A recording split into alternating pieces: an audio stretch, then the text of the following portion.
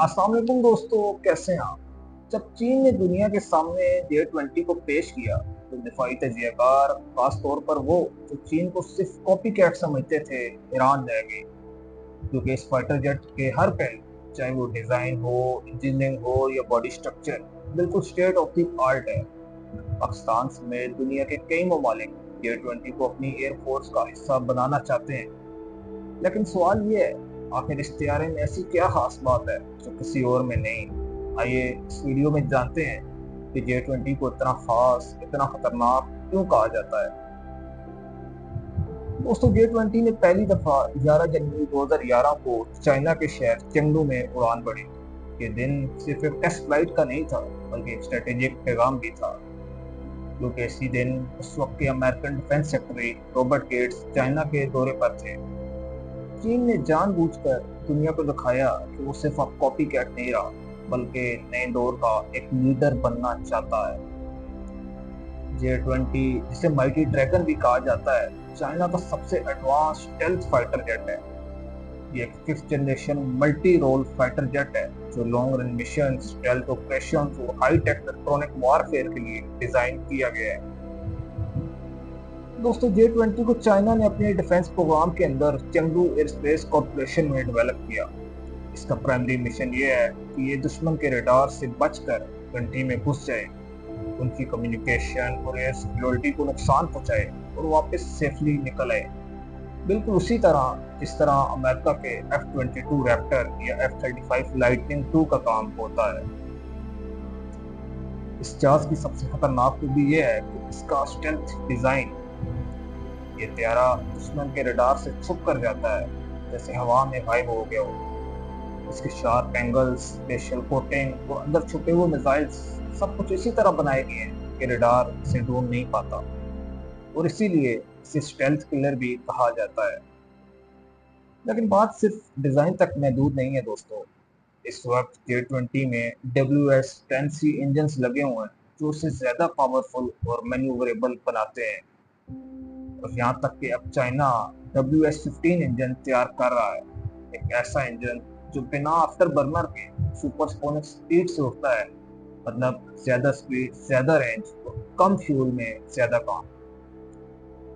दोस्तों, अगर हम इसके कॉकपिट की तरफ आए तो ये मॉडर्न डिजिटल सिस्टम से लैस है। मल्टीपल स्क्रीन्स, एडवांस कंट्रोल्स और सबसे इम्पोर्टेंट AESA रडार जो मल्टीपल टारगेट्स को एक वक्त में डिटेक्ट करता है। Infrared search systems, electronic sensors और इन सब का फ्यूजन पायलट को बैटलफील्ड में एक रियल टाइम 3D व्यू देता है। लेकिन दोस्तों, इसकी सबसे डेडली चीज इन सब में कुछ भी नहीं है। इसकी सबसे खतरनाक चीज इसके मिसाइल्स हैं। ये मिसाइल्स ना बाहर लटकते हैं, ना रडार को सिग्नल देते हैं। ये तमाम हथियार J20 के अंदर छुपे हुए होते हैं, बिल्कुल खामोशी से। जब वक्त आता है तो इंटरनल वेपन बेस खुलते हैं, मिसाइल्स निकलते हैं, निशाना लेते हैं और फायर हो जाते हैं बिना एक सेकंड का भी वक्त जाया किए। और दुश्मन को तब तक पता भी नहीं चलता कि निशाना बन चुका है। हाँ, अगर इमरजेंसी हो तो एक्सटर्नल पायलट्स भी यूज किए जा सकते हैं, लेकिन J20 का असली राज उसके अंदर छुपा हुआ होता है। दोस्तों, अगर इसके इलेक्ट्रॉनिक वॉरफेयर की बात करें, ये जेट सिर्फ लड़ाई नहीं करता, दुश्मन के रडार को कंफ्यूज भी करता है। और इसके लिए ये कई टेक्निक्स यूज करता है, इस तरह के चैप्स, फ्लेयर्स और जैमिंग सिस्टम्स। आप कह सकते हैं कि ये टेक्निक्स इस वक्त के 4.5 जनरेशन राफेल भी यूज करता है। ये तैयारा सिक्योर डाटा लिंक्स के जरिए ड्रोन, सैटेलाइट्स और दूसरे एयरक्राफ्ट के साथ मिलकर रियल बैटलफील्ड कंट्रोल करता है। यानी ये सिर्फ एक तैयारा नहीं, एक फ्लाइंग कमांड सेंटर है। और हम इसकी एरोडायनेमिक्स की बात करें, कैनल्स और थ्रस्ट वेक्टरिंग की वजह से ये तैयारा एक्सट्रीम मैन्यूवर्स करता है। डॉग फाइट हो या high speed interception, J20 ready है। फ्लाई बाय वायर सिस्टम्स और ऑनबोर्ड AI पायलट की मदद करते हैं ताकि प्रेशर में भी परफॉर्मेंस कम ना हो। दोस्तों, J20 एक मॉडर्न फाइटर जेट ही नहीं, एक स्ट्रेटेजिक वेपन भी है। एक ऐसी मशीन जो सिर्फ लड़ती नहीं, डर भी डालती है, खौफ भी डालती है। अमेरिका और उसके स्ट्रेटेजिक एलाइज को इस हथियार को अपने लिए खतरा समझ रहे हैं। क्योंकि अभी तक अमेरिका को डिकेड्स तक एशिया के आसमान पर एब्सोल्यूट कंट्रोल हासिल था। लेकिन जब से J20 ऑपरेशनल हुआ है, उस कंट्रोल को सीरियस चैलेंज मिला है। ये त्यारा उन एरियाज में ऑपरेट करता है जहाँ पहले सिर्फ अमेरिकन जेट्स डोमिनेट करते थे, जैसे ताइवान स्ट्रेट, साउथ चाइना सी और इंडो पैसिफिक के की चोक पॉइंट्स। इसका स्टेल्थ, रेंज और नेटवर्क वारफेयर कैपेबिलिटीज तीनों मिलकर J20 को एक ऐसी मशीन बनाते हैं जो अमेरिका के एयर बेसेस, एयरक्राफ्ट कैरियर्स और सर्वेलेंस सिस्टम्स के लिए खतरा है। मगरब के डिफेंस एनालिस्ट के लिए सबसे ज्यादा कंसर्न की बात यह है कि J20 सिर्फ एक त्यारा नहीं, ये चाइना की एक स्ट्रेटेजिक प्लानिंग का हिस्सा है। यानी बैटलफील्ड पर सिर्फ लड़ाई नहीं बल्कि पॉलिटिकल प्रेशर और साइकोलॉजिकल वारफेयर का टूल है। दोस्तों, यहाँ आपके जहन में एक सवाल जरूर आ रहा होगा कि क्या चाइना अपना J20 पाकिस्तान को दे सकता है?